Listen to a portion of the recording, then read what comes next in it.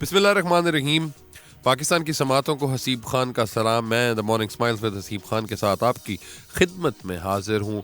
आज अगस्त का महीना स्टार्ट हो चुका है और आज 2 अगस्त 2022 है।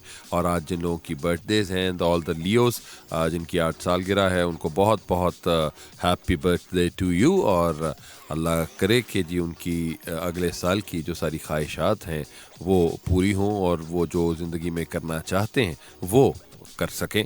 और आज के साथ जो मेरी एक परेशानी बहुत कमाल है, और वो ये है कि अब सारी ज़िंदगी इंसान ये सोचता है कि सिर्फ मर्दों की, मैं अगर ये बात करूं तो मर्दों को सिर्फ ये ख्याल रहता है कि एक तो हमने अपने करियर में एक अपनी ड्रीम कार लेनी है और दूसरा हमने एक अपना घर बनाना है।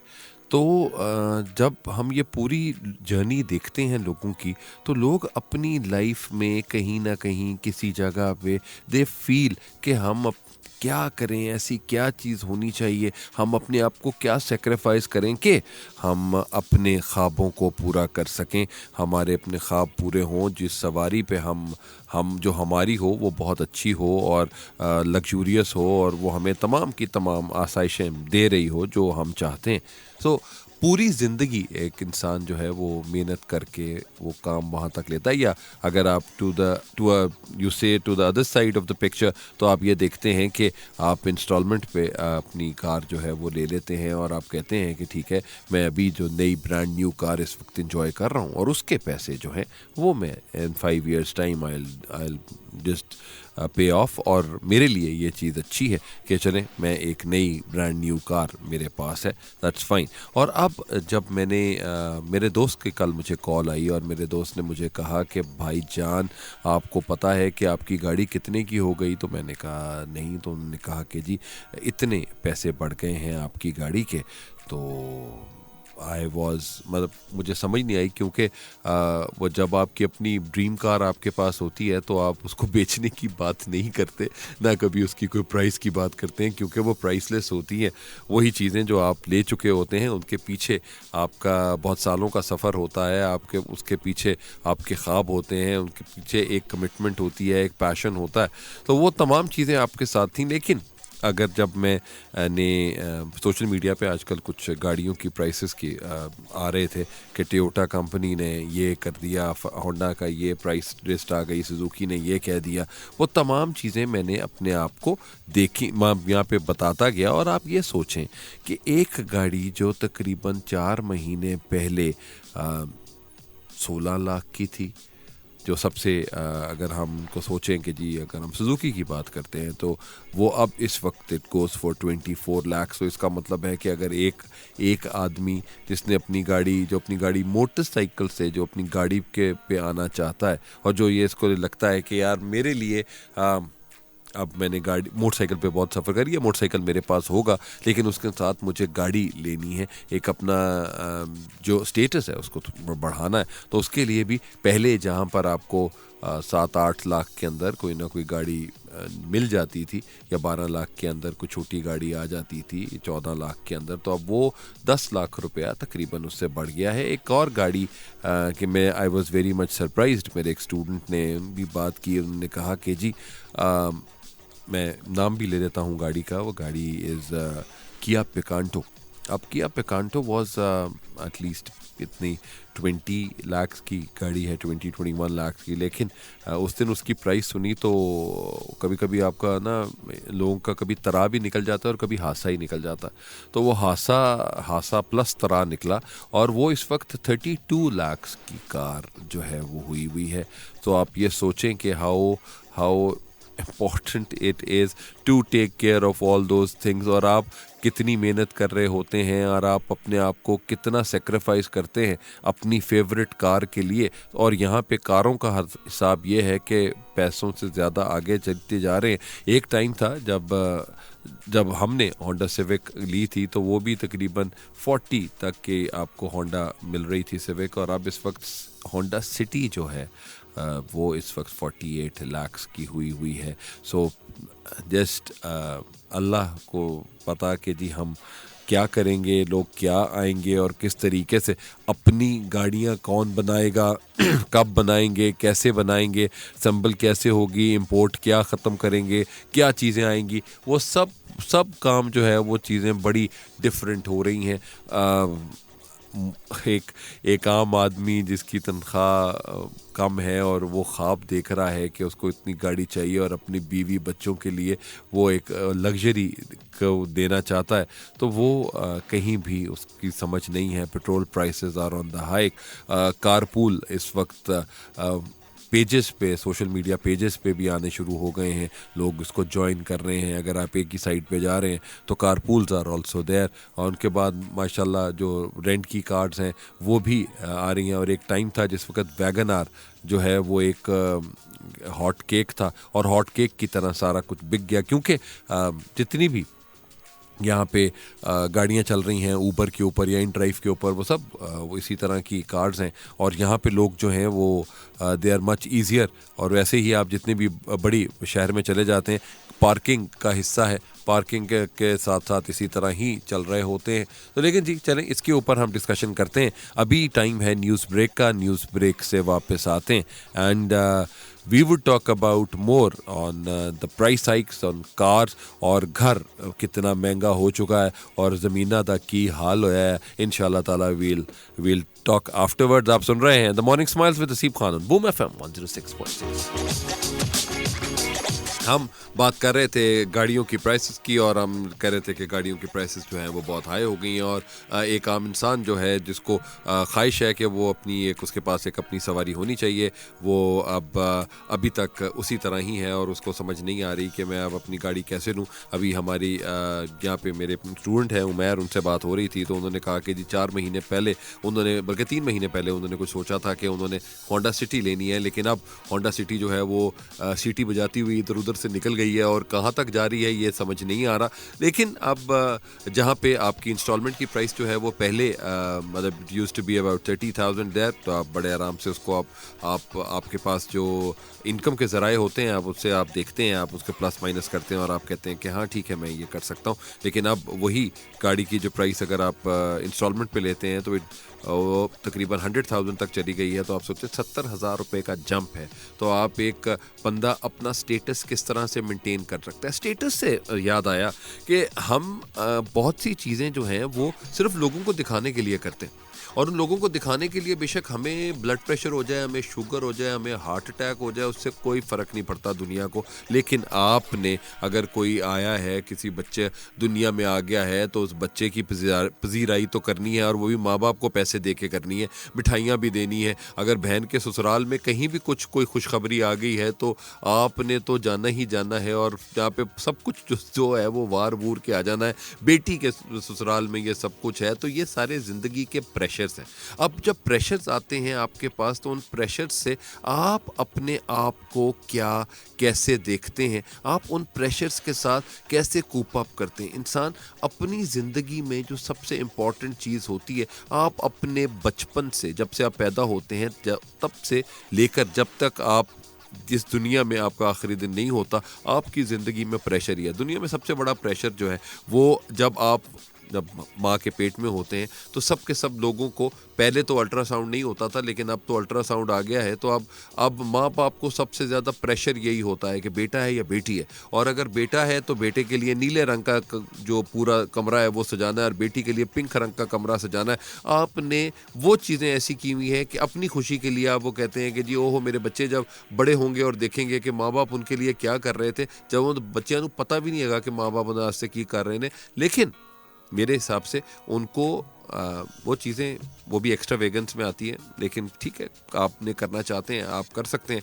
बच्चों की सालगिरह आप मना रहे होते हैं, मेरे हिसाब से बच्चों की सालगिरह उसी वक्त मनानी चाहिए जिस वक्त बच्चा खुद उसकी सोच हो और उसको समझ आए कि हाँ जी मैं ये सब कुछ कर सकता हूँ या वो देख सकता है। ये मतलब इनके साथ में होता है कि नहीं मुझे वो फील कर सकता है, वो एक दफ़ा उधर सोचता है। तो वो ये होता है कि हम अपने लिए, हम अपनी खुशी के लिए, माँ बाप अपनी खुशी के लिए वो अपनी सालगिरह मना रहे होते हैं। हाँ, और आपने अगर सालगिरह सालगिरह मनानी है तो आप फैमिली के लोगों को ले आएँ या उन लोगों को लाएँ जो आपकी इस खुशी में खुश होते हैं। तो प्रेशर जो है वो स्टार्ट होता है जी सबसे पहले आपकी पैदाइश से, और सबसे पहला जो प्रेशर है वो माशाल्लाह ये है कि किस हॉस्पिटल में डिलीवरी होनी है, और हॉस्पिटल की डिलीवरी में आपको कितना प्रेशर है कि आपका सिजेरियन होगा या आपका नॉर्मल डिलीवरी होगी। नॉर्मल डिलीवरी अगर हो जाए तो आपको नफल पढ़ने हैं, अगर सिजेरियन हो रहा है तो डॉक्टर ने जितने पैसे आपको मांग लेने हैं।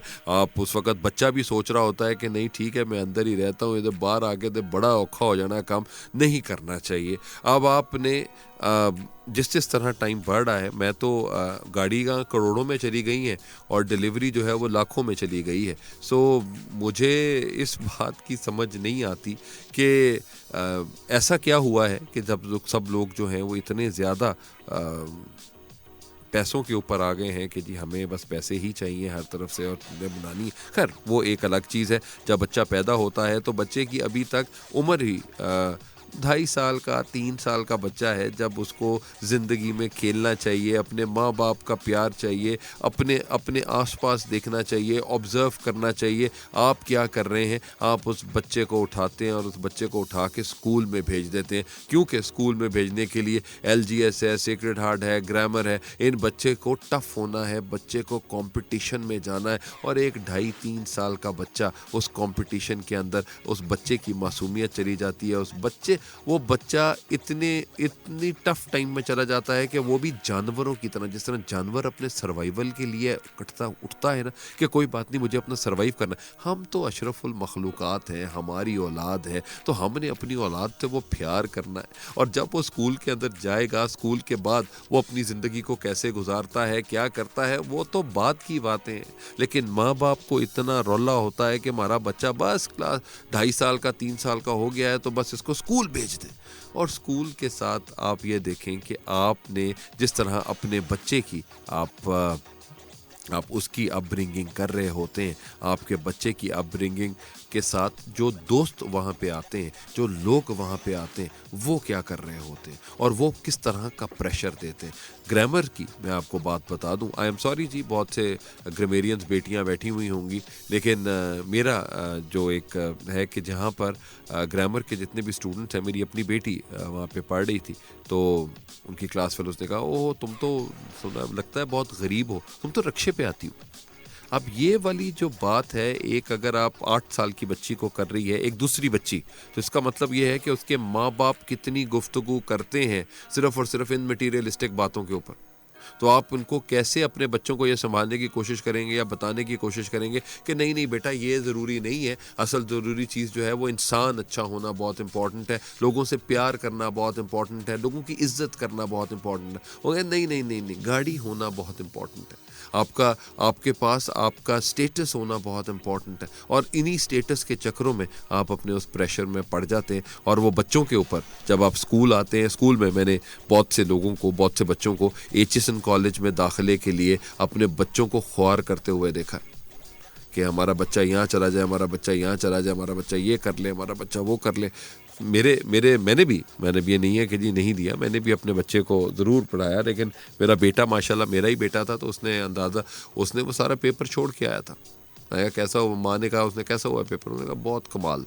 मेरा ही बच्चा है, माँ प्यो को भी आगे आके लाता है जो, कोई टेंशन नहीं। सो आपका बच्चे को आपने न पूछा न बताया न कुछ, उन्होंने कहा जी हम माँ बाप हैं, हम तुम्हारे ख्याल तुम्हें ज़्यादा बेहतर तरीके से कह सकते हैं, तो तुम जो कह रहे हैं वही कर दो। और माँ बाप मोस्टली हमारी जनरेशन के माँ बाप या हमसे पहली जनरेशन के माँ बाप यही कहते होते थे, हमने बेटा तुम्हें एजुकेट कर दिया है, तुम्हें अच्छे स्कूलों में अच्छे कॉलेजों में पढ़ाया, अब तुम्हारा काम है कि तुमने आगे कैसे चीज़ चलनी है। It's not about education. वो बच्चे के ऊपर कितना प्रेशर है, आपने कभी ये सोचा कि बेटा मुझे तो A ग्रेड लेकर आना है, तो A ग्रेड तक बच्चा जो है वो बिल्कुल ही ऑफ हो जाता है और बच्चा कहता है यार मैं अपने माँ बाप की बात नहीं कर रहा, शायद माँ बाप की बात मान नहीं रहा तो शायद मुझे जन्नत नहीं मिलेगी, शायद मेरे साथ अल्लाह मियाँ नाराज़ हो जाएंगे, मेरे साथ माँ बाप नाराज़ हो जाएंगे। तो आप सोचें कि उस प्रेशर में क्रिएटिविटी कहाँ से आएगी?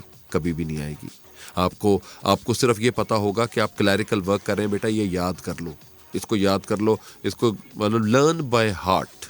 तो लर्न बाय हार्ट कर लें तो बहुत अच्छा हो जाएगा। और लर्न बाय हार्ट पे फिर आपको ए ग्रेड मिलेगा, और ए ग्रेड माशाल्लाह आप 1100 में से 1100 मार्क्स लेंगे। और आप उसके बाद जब कहेंगे कि बेटा आपने क्या इनोवेशन की, क्या क्रिएटिविटी की, तो आप किसी को भी ये चीज़ नहीं बता पाएंगे। तो ये लाइफ तो इसी तरह ही चलती है भैया। तो आप जब इसके बाद जब आप अपने टीन एज में आते हैं, तो टीन एज में आपकी अपनी ज़िंदगी की प्रॉब्लम स्टार्ट होती हैं, आपके अपने फिजिकल चेंजेस आ रहे होते हैं, वो भी बहुत प्रेशर होता है। माँ बाप से बात नहीं कर सकते, माँ बाप को किस तरीके से चीज़ों को समझाएंगे, कुछ भी नहीं आप कर सक रहे। तो उस प्रेशर की वजह से आपका प्रेशर कुकर प्रेशर बन जाता है, और प्रेशर कुकर बन जाता है तो आप क्या करते हैं, आप स्ट्रेट अवे आप किसी न किसी साइट लाइन्स देखते हैं कि वो प्रेशर मेरा कहाँ पे निकले और किस जगह पे मैं अपना प्रेशर को निकाल दूं, दोस्तों के अंदर निकाल दूं, किसी नशे में निकाल दूं, किसी और बात में निकाल दूं। तो इसलिए उस प्रेशर को अगर आप कम्युनिकेट कर लेंगे तो कम्युनिकेट करने से वो प्रेशर्स भी कम होते हैं।